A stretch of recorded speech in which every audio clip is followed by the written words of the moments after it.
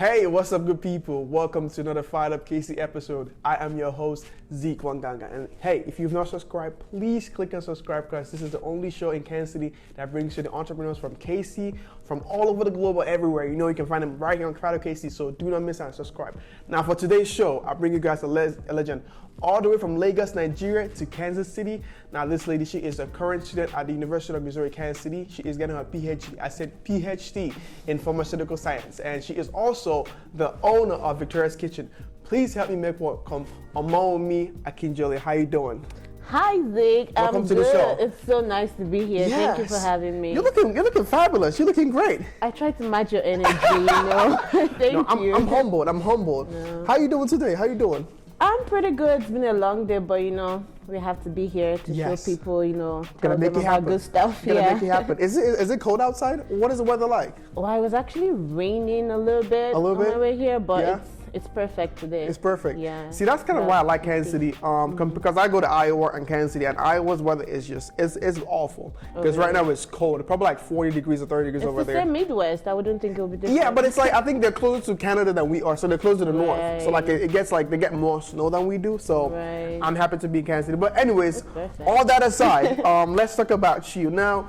For those who do not know who Miss Omowumi and also Victoria, which is how you got about Victoria's Kitchen, give us a brief bio about yourself, kind of your journey from all the way from Nigeria to Kansas City. How did that all come about? Okay, yeah, I mean, it's a pretty short story. Yeah. Like back home in Nigeria, like pretty sheltered kid, went to boarding school most of my life, and then it was time for, I even actually went to Unilag for a little bit. Oh wow, okay. So it was time to, I would say, branch out and move out of the nest. My uncle lives in Kansas City, so he encouraged my parents to actually, like, you know, just bring me out of that country. There are better things out there, you know, for me. So we applied to UMKC, the only school I actually applied to. And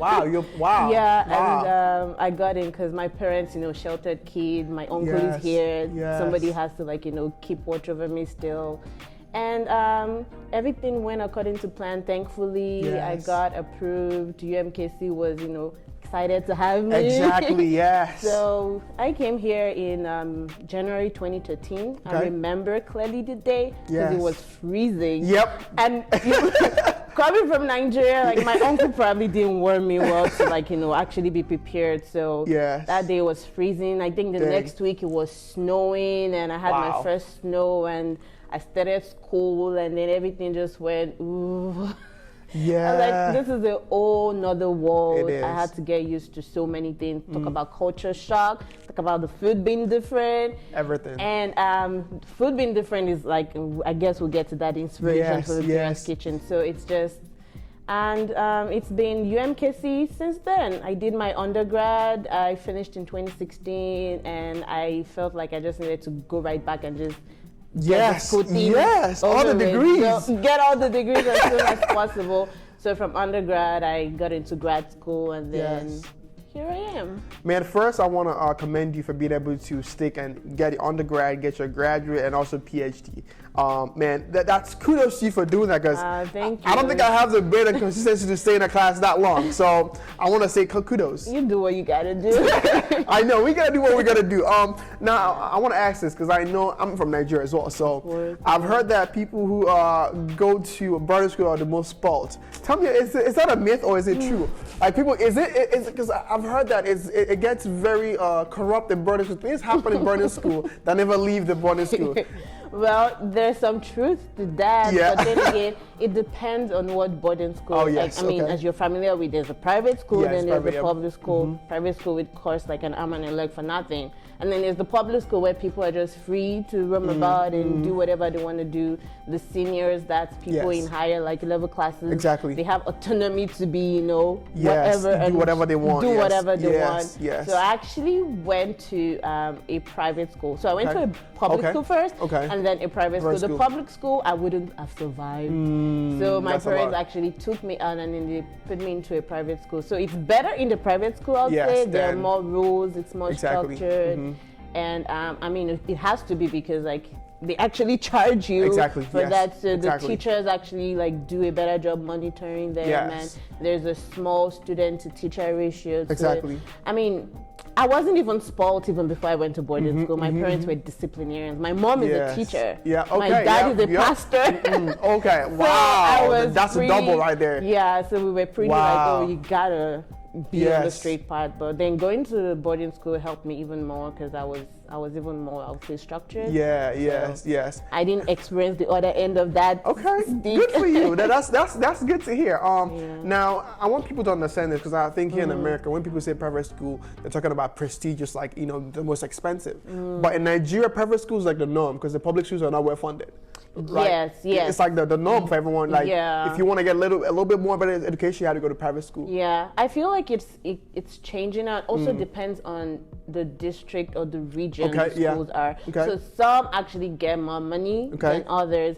Some are just like neglected, but some like the government actually like put in the effort to make sure that the students are actually learning, because it doesn't make sense. Private school, not everybody can afford it, but the public school, each school period should be free. It should be free, So it's like if, you know, the way we are in Nigeria, if you actually want things done better, you gotta pay for it. You gotta pay for it, So it's, some private schools are not even that expensive. Some are like ridiculously expensive. Yeah, it's levels to it. There are levels to it. So it depends on the region, the place, and I guess how prestigious the area is. Exactly, as well. Yes. Because I grew up in Aba, which is like one of the poorest states and towns in Nigeria. And Aba, the public schools are not well funded at all. Like, so if you want to get at least a good amount of education, you have to go to private school. So I went to private school. We had a boarding school there, but to me, the boarding school sounded so phony because like that was like 7 people in the boarding school, and I'm like, they literally can see outside the gate. Like, it's like you can literally walk home. Like, why are you here? Like, but it's interesting. But anyways, shifting gears a little bit to you coming to the U.S. Now, tell me this, what was one of your first culture shock you said that really shook your feet? You were like, I didn't expect to see this, and this is kind of different. Well, what is one thing you would say? Well, one of it that I remember really clearly is, you know, when people walk past you, especially on campus, and they just say, hey, hi, how's it going? First of all, I don't expect anybody to look me in the eye to even ask me, hi, how's it going? It's not like that in Nigeria. No. People just go about their own thing. I mean, except you know them, and then it's what it is. But and you guys actually talk. If you don't, you stop actually talking about this. You actually talk, exactly. And then this person, like, I mean, randomly, I was walking into the library, like, the fellow held the door for me, and then I walked in, like, oh, hi, how you doing? How's it going?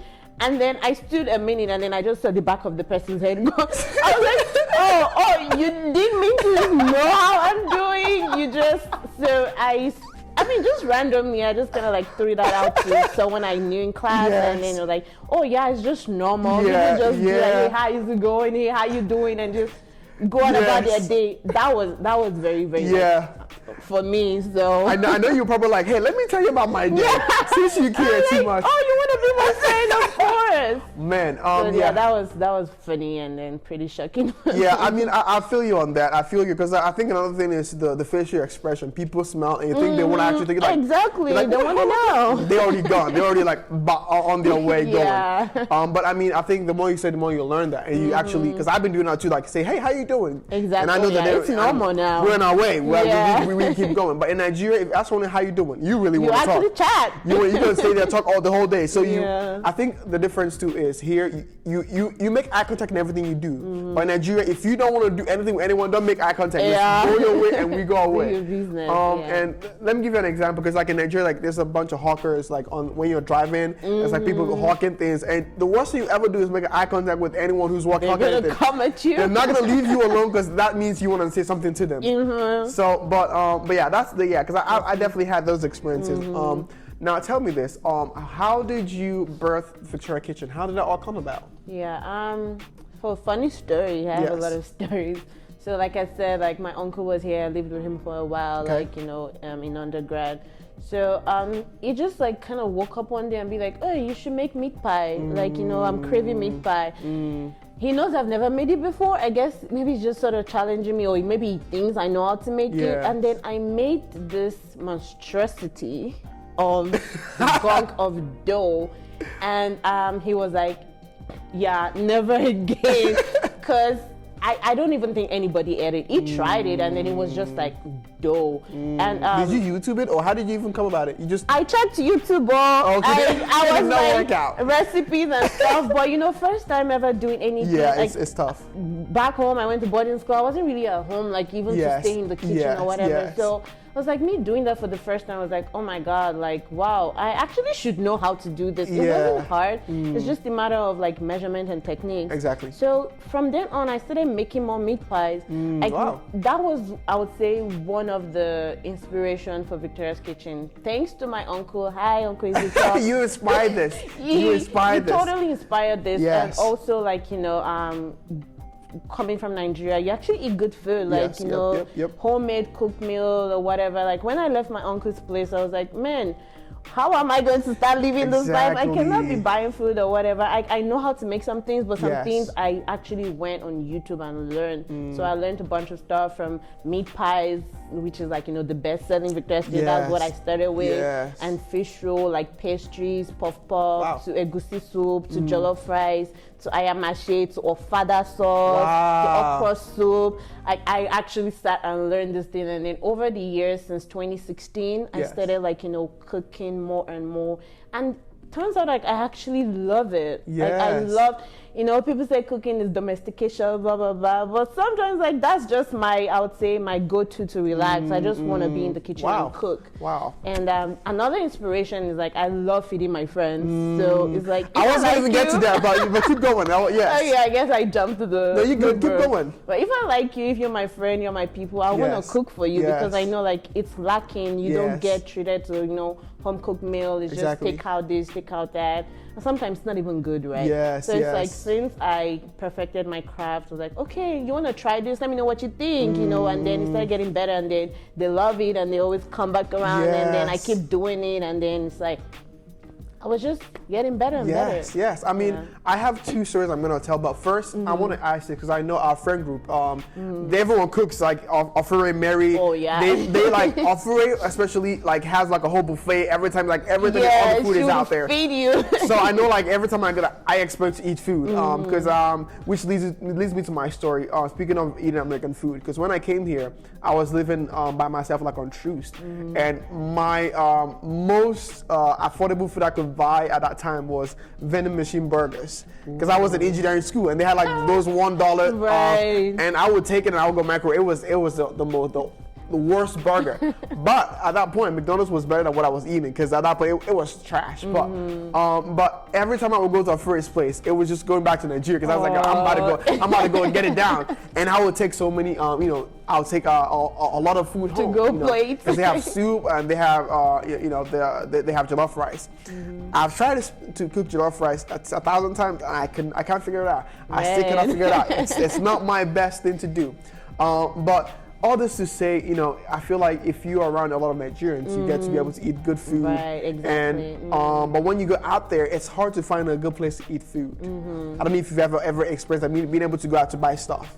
Oh my God, are you talking about like home cooked good meals, like good taking you back home? Yeah, like you eat and have a good taste. I would say no. Like that's also one of the reasons why I feel like I should really like perfect this craft myself. If like craving amala and ewedu, for example, I want to be able to cook it. You can't find it anywhere else. You can find it here, and I haven't found like a good place. Maybe Kansas City is just small and there isn't a lot, but it's like when I go out, it's just very underwhelming. And every time I see like someone like made meat pie, like, oh, let me try it, like, nah, I like mine better. You know, so it's kind of like hard. In bigger cities, maybe we wouldn't have that problem, but in Kansas City, it's just, no, I haven't actually found a place where I'll say it's my go-to place, you know, for like good, authentic. Yeah, because I mean, I have gone. I was in Houston, and Houston has like this huge restaurant. I think it's called Five Fingers or something, but they had like really good soup, and that was like a good taste. I was like, okay, this is African good. Restaurant? Like African restaurant. It was lit. I think I think it was in Washington that I went to, and they had like this. I can't remember what the name is, but it was really they had good food too. But in Kansas City, it's hard to find. Yeah. But whenever I order Victoria's Kitchen, it's like taking me all the way back home because the chicken is good.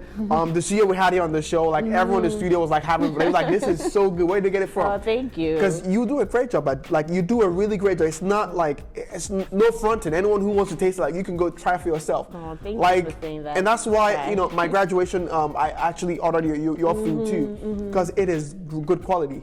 It's not watered down. It's not fake stuff.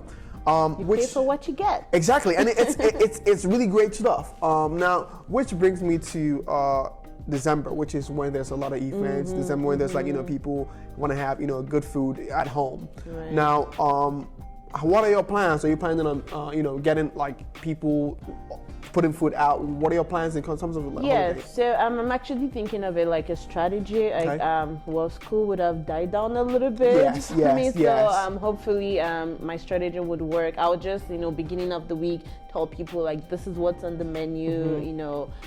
Place your orders. Blah blah blah. And I feel like in a way that could work because even before that, like people have started reaching out. Oh, are you in town December? Like let's talk about catering for their family or like friends. Like little groups or whatever. That's mostly like what I do. So it's like if I'm able to get that out, like actually just even make the food and then tell people that's what's available. You can just come grab it like end of the week, whatever, how much quantity you want. Yes. I feel like that would encourage people to see that that's available. So that's what I'm thinking of for December. Now I don't know if you've seen this one because I'm thirsty. Because I want us to toast. I was waiting for you. Yes, I want us to toast first for doing your PhD and also being able to find this awesome business is actually growing. So let's toast to that. Thank you. Let's toast to that. Nice. Okay. Cool. Okay. So let me ask you this because I feel like the most struggle that most entrepreneurs have is the back end of things because I know that you have to do a lot of work to be able to present this food. Now kind of tell us how that happens, like the back end of cooking things. How does that happen for you? The process. The behind the scenes. The behind the scenes that we see. It's always a disaster. Yeah, that's the same here too. Like it's the front of the scene. What people see, it's not all it is. It takes a lot of work to make this happen. It does. I mean, from the prepping to the cooking and then talk about the cleanup. Oh my God. And then you actually have to present it and then package it. Packaging also really matters. Yes. You have to actually work in actually getting good packaging.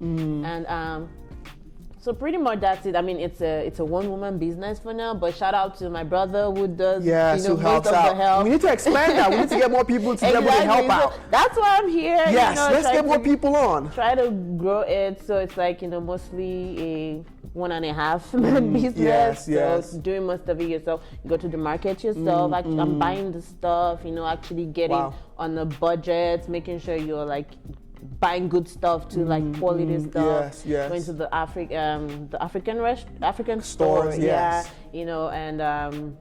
prepping it on that good quality condition. I would say that's pretty much the process, but the most bulk of the work is from the prepping and then the cleanup. The cooking actually doesn't take much work because if you know what you're doing, you know what you're doing. So it's just the cleanup, and most time I'm just exhausted after. If I have a lot of orders, which I mean I'm always thankful for. But I just look at my kitchen after and I'm like, oh my God, Victor, I need you. And where are we gonna start in this? So it's like. I mean, we always just make it work anyways. And now, talk to us about when did you start this business? So officially, I started September 2019. 2019, okay. So was it 2019? No. I'm sorry. Was it 2020? 2020, okay. It was, I think, August, September 2020. Okay, when? Right when COVID hit, we had to stay home. We had to stay home. So, talk to us about that, because I really want to hear about that process. So, I actually, I won't call it a business, but I've actually been making this since 2016. Because, people from church, make meat pies, make small chops. They're mostly small chops. Yes. And then the main food, I just, cook at home or, cook for my friends or whatever. And then 2020 hit, and then we all had to stay home. And then, my brother kept encouraging me, you need to start this. Just make Instagram page. Like my best friend would just like, keep going at it. You just gotta start, just post something. All my friends be like, when are you gonna start Victoria's Kitchen? You have to start. I'm like, I've started now. They're like, no, you actually have to tell people about it, Yes. I just wait for people to come to me. But from August then I started putting my stuff out there. Yes. I started cooking more. Exactly. And then I had my first client a week after I opened my Instagram page. Wow. Like, okay, so this is gonna really work. Yes. And there was more time at home. We were home, and then I actually was getting like maybe 2-3 orders a week back then. I was actually getting busy. Yes. And then I'll post more, and then people would come in, and then now I have over 300 followers. I know it's not a lot, but it's that's a lot of business. Yeah, people actually appreciate it, and returning customers as well. Like, I have them, and from then on, I guess I became more confident, because that was the other thing I was worried about. Like, what if people are not receptive of this? I know the people that know me, they would ask for it, but Exactly. there's strangers out there. Nobody has ever heard of me or don't even care about what I do. Yes. It's like, what if it's just goes down the drain? What if it's all for nothing? Exactly. So I had to boost myself up, and an encouragement from friends and family as well. So seeing that I'm actually getting people to order and people are coming back, Yes. it was a moral booster for me. Wow. And it was really encouraging. I feel like, wow, I can do this. See, that restaurant I want to own, I can actually own it. It could work. Yes. So, now, speaking of which, what is the goal for Victoria Kitchen, and where do you see yourself going? yeah. So, wow, no dream is too big, right? No But dream is too big, yes. I have this big dream. So you know how every corner you see a Chinese restaurant, Yes. they're different little franchises. Yes. You see American restaurants, Exactly. big conglomerate. Yes. I want Victoria's Kitchen to be that African restaurant where you can find in every corner, or maybe 1 or 2 in a city. If it's a big city, maybe 3. Yes. I want people to actually come, buy my stuff, trademark some of my recipes. Exactly. You can buy the recipes, you can buy out a franchise. Yes. So I'm looking at becoming a franchise. Yeah, so it's been an honor chatting with you, because I know your story and being able to grind out and kind of branch out from being a student to be able to start your own business. That's I don't know how you do it, multitasking, being a PhD student, because I know that's a lot of work, and also being in this business. So it's the hustle, The hustle, you gotta hustle it out. But I hope and I believe that you're gonna be able to expand and get more people to support your business. Yes, But thank you. now let's go to the game section, where I'm gonna ask you a few questions, and you can answer however you want to answer. Okay. So first, Kanye, Drake, Burna Boy. Let's say Kanye, Drake. Who are you going for? Oh my God, is this a trick question? It's not a trick question. Who are you going for? Can you? Okay. Burna Boy, Wizkid, Davido. Who are you going for? Yikes. Burna Boy. Burna Boy. Okay, cool. Jollof rice, Ewedu, meat pie. What are you going for? Ewedu all day, every day. Ewedu all day, every day. Okay. All right. What else? Azonto. What other dance do we have? I forgot what other dance we have. No, ask me. I suck at dancing. Okay. Anyway. Let's leave the dancing. Let's see. Kansas City, New York, California. I don't even know what questions these options are for. It's just you choosing what city you want to go to. California. It's warm in California. It's warm in LA.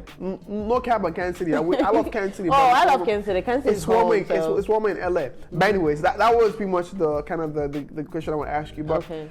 So now with your business, I know that Kansas City is definitely gonna be a birthplace for you, and you want to expand. Is there something you want to say to someone out there who is trying to start their own vision, or who's trying to step out and do something that they're afraid of? Well, just the same thing everyone always says, you just have to start. Yes. It's just like writing a paper, which I would note at the end of. Paper is hard for me. So it's like you just have to start. Start it, like yes. that starting point is I would say the most difficult, and then I'll come to my next point. So you just have to start, just do it.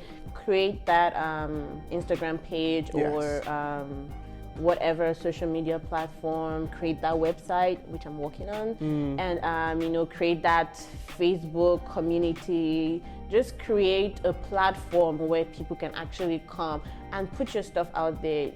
all you have to do is just post one time, you know, develop a caption, be engaging, be intimate, and be passionate about your stuff. Yes. So you have to start, push yourself to start, be passionate, and also you have to be consistent. Yeah. So it's like consistency is always key. Practice 100%. Makes perfect. 100%. So if you have something you're passionate about, you have a dream for, like develop a plan, you know, be consistent, have have a game plan, have a book, you know, you write your stuff down, Yes. whatever, put your idea out to life and be consistent with it. That's how you build the fan base, Yes. that's how you build the people, you Exactly. know, your loyal customers and all that.